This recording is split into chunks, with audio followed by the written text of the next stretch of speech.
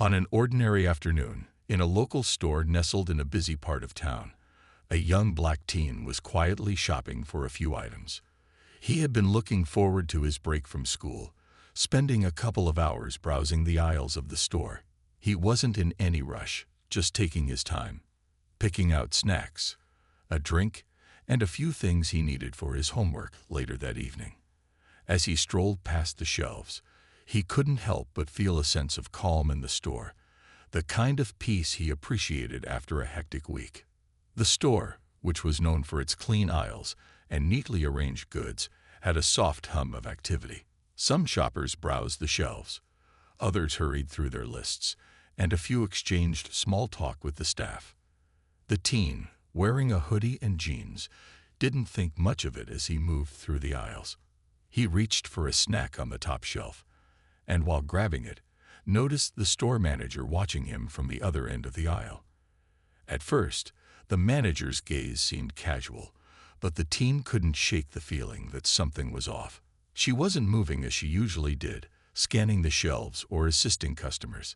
Instead, she stood by the counter, her eyes darting from the teen to the store's security cameras. The teen continued his shopping, but he couldn't ignore the manager's suspicious glance. He didn't know what she was thinking, but the way she kept her eyes locked on him was unsettling. He had felt this way before, being watched, judged, assumed to be doing something wrong simply because of his appearance. He grabbed the items he needed, paid for them, and started to walk out. But as soon as he made his way to the door, a sudden voice called out to him from behind. "Excuse me, young man," a voice said, sharp and firm. The teen turned around, surprised. Standing in front of him were two uniformed police officers, their eyes scanning him from head to toe. His heart skipped a beat. He tried to stay calm, confused but trying to make sense of the situation. The officers stepped closer, one of them speaking to him in a stern tone. "Did you pay for everything in your bag?" One officer asked, his voice flat. The teen, now feeling his pulse quicken, nodded slowly. "Yes, I paid for everything," he answered, keeping his voice steady, trying not to show how nervous he was. The officers didn't seem convinced. They asked him to stop and show them what was in his bag. The teen was confused but didn't resist. He opened his bag and showed them the items he had just purchased. There was no sign of anything suspicious, no reason to suspect him of anything. "I'm telling you, I didn't steal anything," he said, his voice shaky but firm. "I paid for everything." The store manager, who had been standing quietly by the side, watched the scene unfold. She had called the police after noticing the teen acting suspicious earlier, but now that the officers were here, she felt a wave of doubt creep over her. The teen's calm response made her second-guess her decision to call for help. Was this really necessary? Was he really a threat? She didn't know. But now that it had escalated, she couldn't help but feel the weight of the choice she had made. As the officers continued to question the teen, the situation felt like it was spiraling out of control. The manager's mind raced. She had acted quickly out of suspicion. But now the teen, who appeared calm and innocent, was being treated like a criminal for no reason. The teen stood there, his heart pounding, as the officers continued to question him. He had no idea what was going on or why the situation was escalating this way. All he wanted was to leave the store, head home, and enjoy his break. But now he found himself caught up in something that felt entirely unfair. His mind raced as he tried to stay calm and composed. He had been in situations like this before, but it didn't make it any easier. He'd learned to always keep his cool when people made assumptions about him because of the color of his skin. He glanced down at his hands, trying to steady them.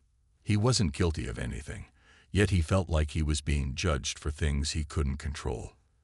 The police officers seemed unbothered by his confusion. They were still demanding answers, speaking to him as if he had done something wrong. He felt the weight of their eyes on him, heavy and uncomfortable. The teen knew it wasn't fair, but there was little he could do except comply. His only hope was that this would be over soon and that he would be able to leave without further trouble. The officers were still speaking to him, asking questions about the items in his bag. He answered each one calmly, but the frustration was beginning to build up inside him. He could feel the anger starting to bubble, but he did his best to push it down. The last thing he wanted was for the situation to escalate further. He just wanted to get away from this uncomfortable moment. Around him, the store was eerily quiet, and a few other customers had started to notice what was happening. Some of them exchanged looks, unsure of how to react. A few kept their distance, while others seemed to watch the scene with growing curiosity. The teen felt their eyes on him, adding to the pressure. It was a strange feeling, standing there in front of the officers, feeling both invisible and completely exposed at the same time. After what felt like forever, the officers asked him to step aside while they reviewed the store's security footage. The teen stood there, helpless, trying to figure out what he had done wrong. He had simply walked into the store to buy a few things, but now, everything seemed to be spiraling out of control. He couldn't help but wonder if they would find something in the footage that would make them see he wasn't guilty. But deep down, he knew that wasn't the problem. He knew it wasn't about what was in his bag or the footage. It was about the way people saw him, the way they assumed things about him because of the way he looked. As the minutes dragged on, the teen felt a sense of exhaustion wash over him. He wasn't sure how much longer he could stay calm, but he was determined to hold it together. This wasn't the first time something like this had happened, but he couldn't shake the feeling that today, things had gone too far. His patience was wearing thin, but he tried to remind himself that he couldn't let this moment define him. He just needed to stay strong and wait for it to end. The officers continued to stand nearby, speaking quietly between themselves, reviewing the situation. The teen could feel the tension in the air, thick and uncomfortable. His mind was spinning, but he was trying his best to remain calm. He kept telling himself that the truth would come out. There was nothing in his bag that shouldn't be there, and he had paid for everything. He couldn't understand why this was happening. As the seconds ticked by, he noticed the store manager standing by the counter, her eyes avoiding his. It was clear that she was uncomfortable, her hands clasped tightly in front of her. Her earlier confidence seemed to be fading away. She hadn't expected things to get this far. Now, the teen could see that she was unsure of herself, perhaps even regretting her decision to call the police in the first place. He could feel her gaze on him occasionally, but there was no apology or acknowledgement of what she had done. Instead, she seemed to be caught in her own thoughts, silently wishing she could undo the entire situation. The teen stood there, growing more and more frustrated with every passing moment. He could hear the officers talking in hushed voices, their words unintelligible, but their body language telling him they were still unsure of what to do. He kept looking toward the door, hoping that someone would walk in and put an end to all this. He just wanted to leave. Just as the quiet tension seemed unbearable, the door to the store swung open, and a figure walked in, bringing a sense of calm with him. The teen turned his head, surprised. It was a tall man, wearing a well-tailored suit and walking with purpose. He had an air of confidence that immediately set him apart from the other people in the store. The man's presence seemed to shift the energy in the room. The officers turned, their posture straightening as they noticed the newcomer. The manager's expression changed too, from uncertainty to nervousness. The teen's heart skipped a beat. He recognized the man immediately. It was his father, the mayor of the town. The teen's mind raced as he saw his father walk toward him.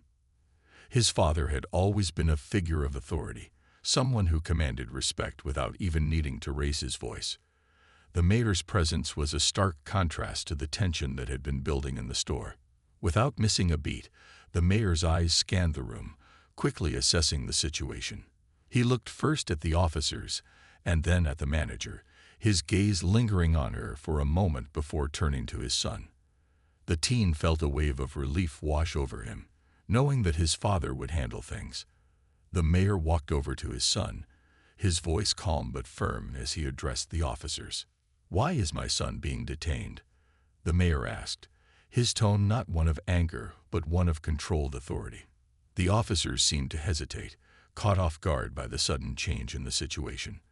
They stammered out a response, trying to explain why they had approached the teen, but their words faltered under the mayor's scrutiny. The teen could see the officers' discomfort, their uncertainty growing as they realized they were dealing with someone far more powerful than they had initially thought. The store manager, who had been standing quietly off to the side, now looked pale. She didn't know who the mayor was at first, but now that he had spoken, it was clear that she had made a grave mistake. The teen could see her shift uncomfortably, her hands wringing together as she realized the depth of what had just unfolded. The mayor's calm but commanding presence was enough to put the entire situation into perspective. The teen stood there, feeling a mixture of relief and embarrassment. This wasn't how he had imagined his day going, but now that his father was here, things would finally be set right.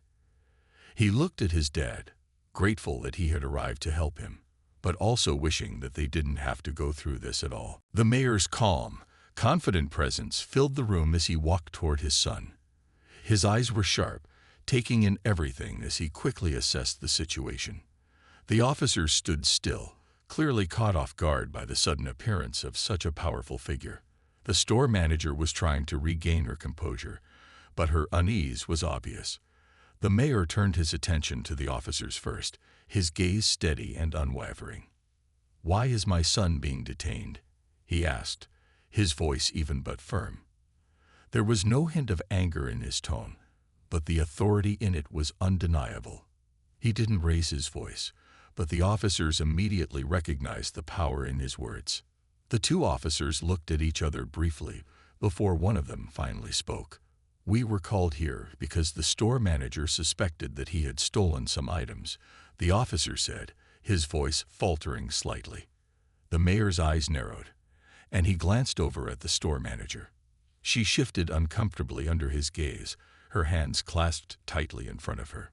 She didn't know what to say, and for a moment, there was silence. The mayor turned back to the officer, his expression serious. "Do you have any evidence to support that claim?" he asked. The officer hesitated again. "No, sir," he replied, glancing at his partner as if seeking reassurance. The mayor let out a small sigh, his disappointment clear.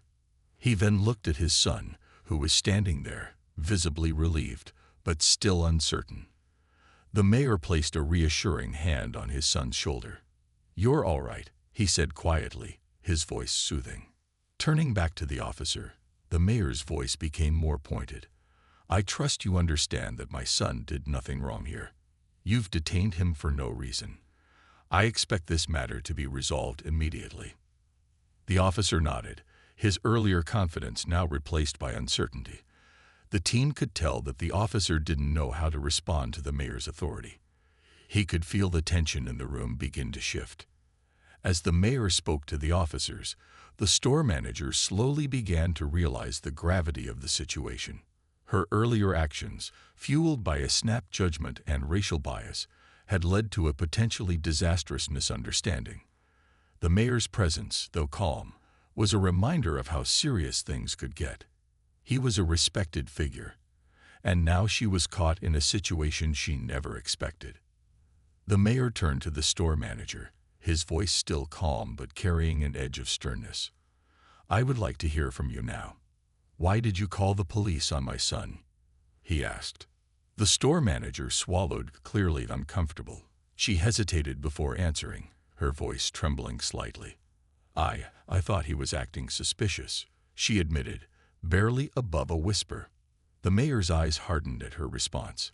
He didn't yell, but his words were sharp and cutting. "Suspicion based on what?" "His appearance. His age. The color of his skin," he asked, his voice now carrying a weight that made the manager shrink back. The teen could see the manager's face redden with embarrassment. She looked down, not able to meet the mayor's gaze. The realization of her mistake was starting to sink in.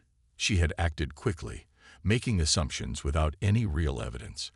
And now, in front of the mayor, she had no way to defend her actions.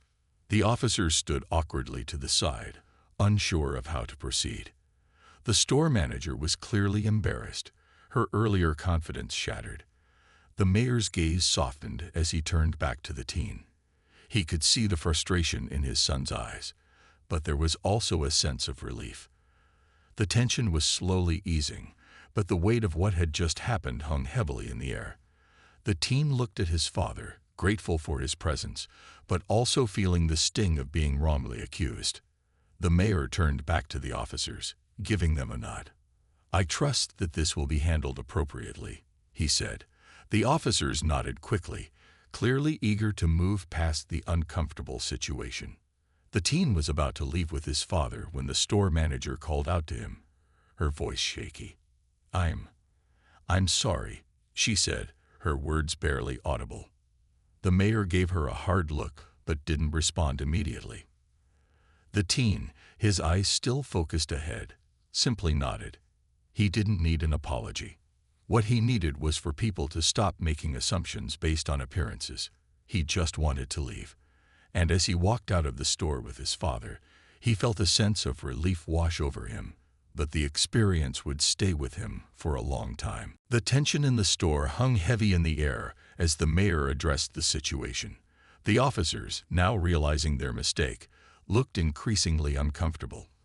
The store manager stood in the background, her hands wringing nervously, clearly regretting her earlier decision. She had acted on a gut feeling, a hasty judgment, and now it had all blown up in her face.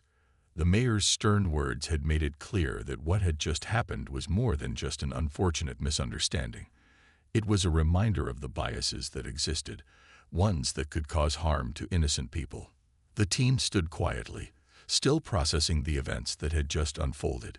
He had hoped for a smooth, simple trip to the store, but instead, he had been forced to face an uncomfortable reality. He wasn't surprised by how quickly things had escalated, but that didn't make it any easier. He could feel his father's presence beside him, offering silent support. The mayor hadn't raised his voice, but there was no mistaking the authority behind his every word. The officers, once confident and resolute, were now unsure of how to respond. The mayor turned to face the store manager once more. "You've made a serious mistake here," he said, his voice steady but filled with disappointment. "You've accused my son of something he didn't do, simply because of how he looks. That kind of judgment is harmful, and it cannot be tolerated." The manager opened her mouth, as if to explain herself, but no words came out. She stood there, her face flushed with shame, unable to meet the mayor's gaze. She had tried to follow the rules, to do what she thought was right, but now she realized how wrong she had been.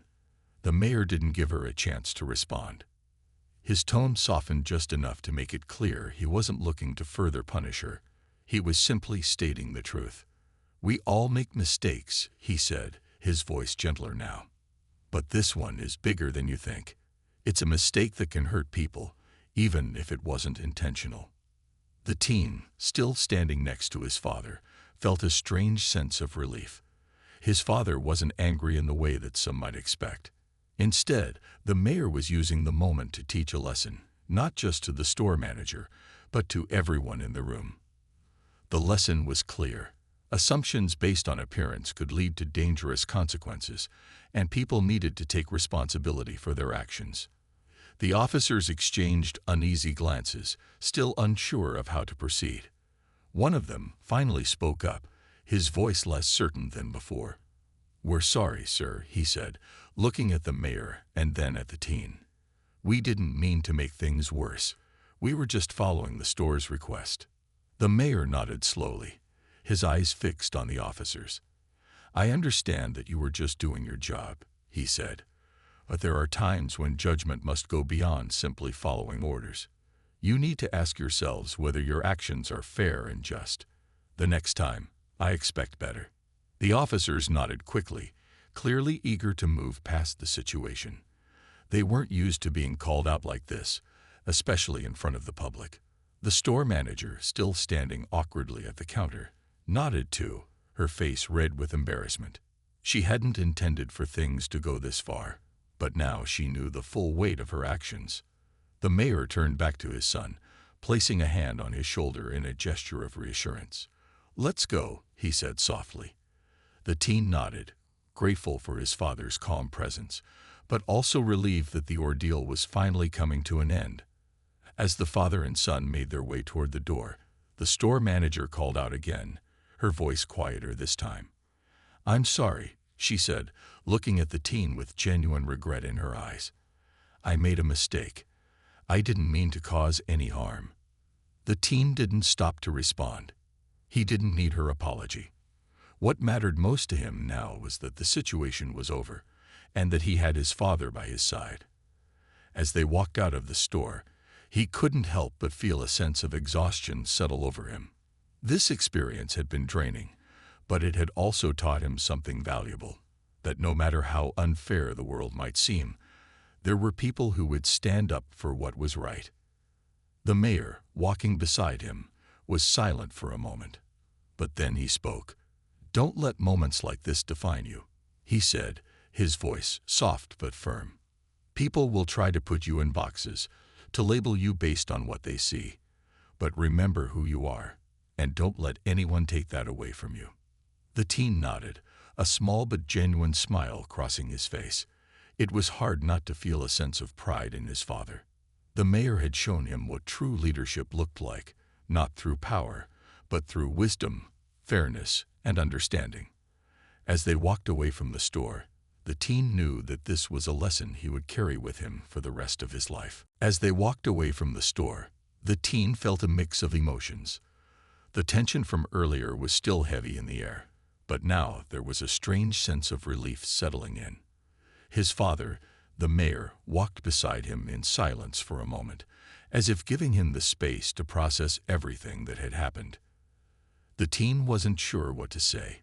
He didn't feel angry anymore, but he didn't feel completely at ease either. The whole situation had shaken him, and it would be something he would remember for a long time. The mayor, noticing his son's quiet reflection, turned to him and spoke gently. "I know that wasn't easy," he said, his voice calm and reassuring. "No one should ever have to go through something like that, but you handled yourself well." The teen glanced up at his father, surprised by the compliment. "I didn't do anything," he said quietly, still feeling a bit out of place. "I just stood there." His father smiled, a soft, knowing smile. "Sometimes that's all you need to do. Sometimes the best thing is to stay calm and not give in to the situation. But that doesn't mean you don't feel it inside." He paused for a moment, as if thinking about his next words carefully. "What matters is that you stayed true to yourself, and you didn't let anyone else define who you are." The teen thought about that for a moment. His father was right. He hadn't done anything wrong. He had stayed composed, despite the situation being so unfair. And even though he had been hurt by the assumption made about him, he had chosen to remain calm and not react out of frustration or anger. It was a lesson he hadn't expected to learn today, but one that he knew he would carry with him. The walk back to their car was quiet, but it wasn't uncomfortable. The mayor seemed to understand that his son needed time to think, and he respected that. As they reached the car, the teen opened the door and slid into the passenger seat, his mind still working through everything. His father followed, getting into the driver's seat, but neither of them spoke right away. As the mayor started the car, he glanced over at his son, his expression thoughtful. "You know, this is something I've had to deal with too," he said after a moment. "People making assumptions about you, judging you for things you can't control. It's not easy, and it's not fair. But it's something we face, and it's something we need to change." The teen nodded, understanding what his father meant. He had seen his father face tough situations before. Being the mayor wasn't easy, and there were always people who judged him based on his decisions or his position. But the mayor never let that stop him. He always found a way to stand tall and continue moving forward. And now, the teen understood how important it was to do the same. The car ride home was peaceful, a stark contrast to the earlier chaos. The teen was still processing everything, but he felt a sense of pride in knowing that his father had been there for him when it mattered most. As they pulled into their driveway, the mayor turned off the engine and looked at his son once more. "You did the right thing today," he said, his voice full of pride. "And I want you to remember that." The teen smiled, feeling a warmth inside. It wasn't just about what had happened in the store anymore. It was about the bigger picture, about standing up for what's right, even when it's difficult. And most importantly, it was about knowing that no matter what anyone else might think, he had the power to define who he was. As they walked inside, the teen felt a sense of calm wash over him. The day had been tough, but it had also been a reminder of the importance of standing firm in the face of unfairness. And with his father's support, he knew he could face whatever came next. Later that evening, after dinner, the teen found himself sitting alone in his room, reflecting on everything that had happened. His father had been there for him, helping him navigate the situation with calm wisdom. The teen couldn't shake the feeling that something had shifted inside him. It wasn't just about the incident at the store. It was about the bigger picture. He kept replaying the moment in his mind when his father had stepped into the store, his presence immediately changing the course of everything. The mayor had been firm, but also fair. It was the way he had handled the situation that stuck with the teen. He didn't yell, didn't make a scene. He simply made sure his son's dignity was protected and held everyone accountable for their actions. His mind wandered back to the store manager, standing nervously behind the counter, trying to explain herself. He could still remember the shame on her face when she realized who his father was. It made him think, why had she assumed something about him in the first place? He had been doing nothing but minding his own business, yet she saw him as a threat. The thought made him uncomfortable, but he knew it was something he couldn't ignore. It was a harsh reminder that judgment often came without reason, and that wasn't something people should have to face, no matter who they were. The teen stood up and walked over to his window, looking out at the night sky. The stars were scattered across the sky, and the city lights flickered in the distance. He thought about how the world could be different, how people could be treated better if everyone learned to see each other for who they truly were, not based on their appearance or where they came from. He knew that change wouldn't come quickly, but maybe, just maybe, it could start with people speaking up, standing up, and refusing to let others be unfairly treated. He wanted to be part of that change. The door to his room creaked open, and his father stepped in, a warm smile on his face. "You doing okay?" he asked, his voice soft and caring. The teen turned around and nodded. "Yeah, I'm fine. Just thinking about everything." The mayor walked over and sat down next to him by the window. "I know today was tough," he said, his tone understanding. "But I'm proud of how you handled yourself. You didn't let that situation get the best of you." The teen looked at his father, feeling a swell of gratitude. "I didn't know what to do at first," he admitted. "It all happened so fast." "That's the thing," his father replied. "Sometimes you don't know how you're going to react until you're in the moment. But what matters is that you stayed calm, you spoke your truth, and you didn't let anyone make you feel less than." The teen thought about that for a moment. "I guess it's just hard to understand why people can make assumptions like that," he said. "I wasn't doing anything wrong. But still, it happened." His father nodded. "I know. And that's the hard part. Sometimes, people's biases are invisible to them until they're confronted with them. But that doesn't mean you should ever let their ignorance define you." He paused, then added, "The world is full of people who are trying to break down barriers and make things better. You're part of that change now. Every time you stand up for yourself or for others, you help make the world a little more fair." The teen smiled, feeling a sense of pride in his father's words. He realized that the experience, though difficult, had given him a new sense of purpose. He knew that he couldn't change the world overnight, but he could change how he responded to situations, and maybe, just maybe, that could spark something bigger. As the evening wore on, the teen began to feel lighter, more at peace. He knew the journey ahead wouldn't always be easy, but with his father's guidance and the lessons he had learned, he felt ready to face whatever challenges came his way. More than anything, he understood that he wasn't alone in this. His father, and others like him, were there to stand beside him. Together, they could make a difference, one step at a time. The next day, things started to feel a little more normal. The teen woke up to the sound of birds chirping outside his window, the sunlight streaming through the curtains. It was a peaceful morning, the kind of quiet after a storm where everything seems to slow down and settle into place. He got dressed and went downstairs to join his father for breakfast. The atmosphere at the table was calm, the tension from yesterday slowly melting away. There was still a sense of heaviness lingering in the air, but it wasn't as overwhelming as it had been the day before. As they sat eating, the mayor looked over at his son, his face serious yet warm. "I want you to know that I'm here for you, no matter what happens," he said, his voice steady. "If you ever find yourself in a situation like that again, remember that you don't have to face it alone. We'll handle it together." The teen nodded, feeling the weight of his father's words. It was comforting to hear that, but also empowering. The thought of facing difficult situations alone was always a little scary, but knowing that his father had his back made it feel less daunting. The teen realized how important it was to have someone to rely on, someone who would stand by him no matter what.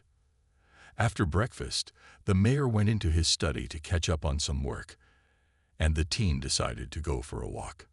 He needed time to clear his mind. Stepping outside, the cool air felt refreshing against his skin. As he walked through the neighborhood, he couldn't help but think about the store incident again. But this time, it wasn't just about what had happened. It was about what could happen next. He thought about how things could change if more people stood up for what was right, just as his father had done. The teen realized that standing up for himself was important, but standing up for others was just as crucial. He passed by the park and sat on a bench for a moment, watching kids play and families gather. The park was full of life, a place where people of all backgrounds and walks of life came together. It reminded him of how diverse the world was, how many different people there were, each with their own stories, struggles, and triumphs. The teen thought about how sometimes those stories didn't get told, how people were often judged before they even had a chance to speak for themselves. It made him want to do something, to make a difference, to be part of a world where no one was treated unfairly based on things they couldn't control. He stood up, feeling the weight of his thoughts, but also a sense of determination rising within him. He wasn't sure what he could do yet, but he knew he couldn't stay silent. His father had taught him the importance of speaking up, of standing firm in the face of injustice, and he knew that by doing so, he could inspire others to do the same. Later that evening, the mayor came into his son's room after dinner. "You seem quieter than usual," he said gently, sitting down beside him. The teen looked up from his phone, where he had been scrolling through social media. "I've been thinking a lot," he said, "about everything that happened yesterday, and about what I can do to help make things better. It feels like there's so much more to do, you know." His father smiled. "You're right. There's always more to do. But you're already making a difference just by how you handle situations like this. Every time you stay calm, every time you stand up for yourself or for others, you're showing the world that things can be different." The teen felt a swell of pride in his chest. "Thanks, Dad," he said, his voice quiet but sincere. "I'm glad you're here for me." "I always will be," his father replied, placing a hand on his son's shoulder. "And I'm proud of you. You're going to do great things." The teen smiled, feeling a sense of warmth and security wash over him. It wasn't just about what had happened in the store anymore. It was about the future. The teen knew that he wasn't alone in this world, and that with his father's guidance and his own determination, he could face whatever challenges came his way. Together, they could make the world a better place, one step at a time. And as he lay down that night, he drifted off to sleep with a newfound sense of hope, ready to tackle whatever came next, knowing that the lessons he had learned would stay with him for the rest of his life.